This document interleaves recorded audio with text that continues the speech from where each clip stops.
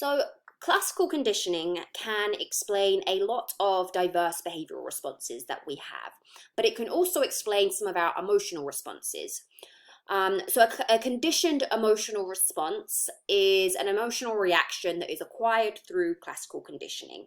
And basically, in this type of classical conditioning, a previously neutral stimulus is paired with an emotional reaction to something. So kind of the best example that I can give you for this, that I'm sure many of you have experienced, is something emotional happens, and during that time you listen to a particular song, and that song becomes associated with that emotion, so that now every time you hear that song it kind of elicits that emotion. So that could be through a movie. A good example would be Celine Dion's My Heart Will Always Go On, or whatever the song is called, from Titanic. That is, so for many people that have watched that movie, that is such an iconic song that goes with that, and that emotional connection is there. The emotions that you feel while you're watching that movie are kind of connected to that song. A more personal example for many of you would be, go through a breakup, and there's a song that makes you feel good, or it's kind of cathartic to listen to a sad song that makes you cry. So you listen to it on repeat, and then eventually you're over the breakup, but years later, every time you hear that song, it kind of elicits those emotions, because that song has become associated with that emotional situation and that emotional reaction that you had at the time. Now, this idea was first studied by John Watson, who, remember from chapter 1, was the father of behaviorism. And in order to study this, he conducted an experiment trying to support this idea that a fear response could be acquired through classical conditioning. And so to do this, he selected an 11-month-old baby who is known as Little Albert. That is not his real name, but that is what he goes by. And so initially, when at the beginning of the study, the baby had no fear of white rats. He could be introduced to the white rat, and he had no fear. But what Watson then did was pair a loud sound with the rat. So the loud sound is the unconditioned stimulus, because that will automatically elicit fear in a baby. Okay, so the loud sound is the unconditioned stimulus, and then that fear response is the unconditioned response in response to the sound. The white rat is the neutral stimulus. By itself, doesn't elicit any kind of fear response.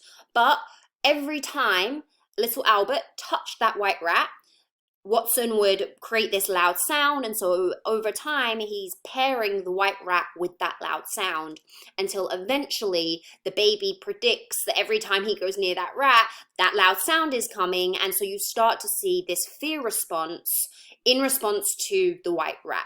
Okay, so now the child shows fear of the white rat alone. That fear is now a conditioned response because it's been learned, and it's now in response to the conditioned stimulus, the white rat. Now, although initially Watson conditioned little Albert to fear only the white rat, through stimulus generalization, little Albert came to fear anything that was white and furry. So he showed signs of fear in response to Watson in a white Santa Claus mask, to a white rabbit, to cotton wool, basically anything white or fluffy. And actually, this study is considered somewhat unethical because there is no evidence whether that fear was long-lasting or not. So for all we know, little Albert has grown up and gone through his whole life with a fear of anything white and fluffy. And if that is the case, that's unethical. But we don't know.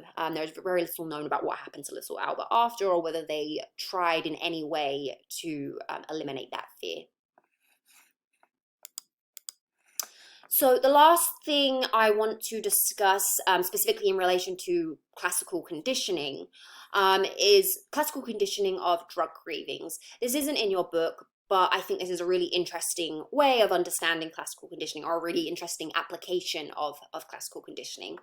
And I remember when I first learned about how this worked, I remember thinking it was super cool. So I'm going to pass this knowledge on to you.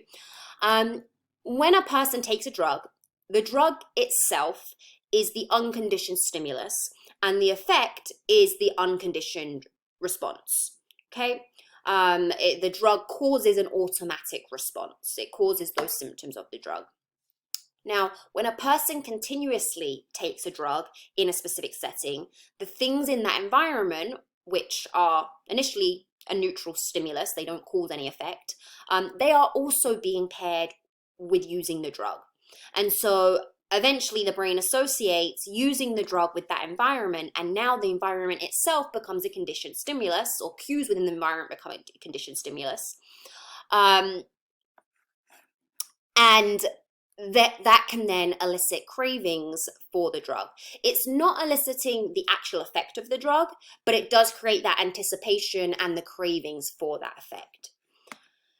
The second part to this is that the brain essentially learns that when it is in this setting, certain chemical changes occur within the body as the result of using the drug.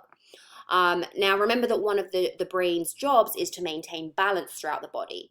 So let's say we have someone addicted to amphetamines, which increases levels of dopamine. Once the brain realizes it's in the setting where that occurs, once it's anticipating that, it can attempt to maintain balance before even taking the drug by decreasing the release of dopamine. So basically, because of classical conditioning, the brain knows in this situation, this is what's about to happen. This is the change that's about to occur in the body. Let's prepare for that. Let's lower these levels of dopamine so that when we do take it, it maintains some regular level rather than letting it go too high.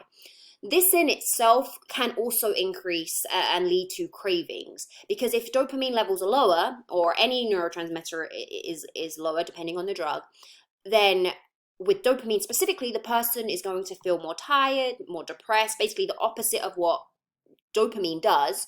And then that's going to increase the urge to use that drug. If you're in a situation and you notice, oh, I'm feeling super tired right now and I'm feeling kind of down and depressed, and you know that taking this drug will change that, then that's going to motivate the person to take it. It's going to increase that craving for the drug.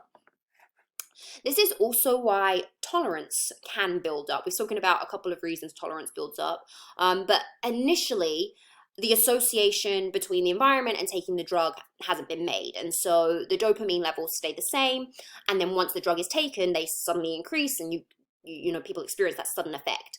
However, over time, once conditioning has occurred and those dopamine levels drop in preparation, when the drug is taken, the resulting levels of dopamine are not going to be as high as it previously was. And so the person is not going to experience the same effect and will need to take more. Last comment is that you might have noticed that a lot of celebrities seem to overdose in hotel rooms. This is also linked to the conditioning or classical conditioning of these drugs. Hotel rooms are a new environment. Even though they all kind of look the same, it is still a new environment. And when a person enters that environment, if they've not been there before and their body doesn't connect that to drug use, their body's not going to prepare them for the drug they're about to take. It doesn't make any attempts to maintain balance prior to taking the drug. And so even if they take the same amount that they normally would and they can normally handle that amount is now too much because their body wasn't prepared for it. And so you see that higher risk of an overdose.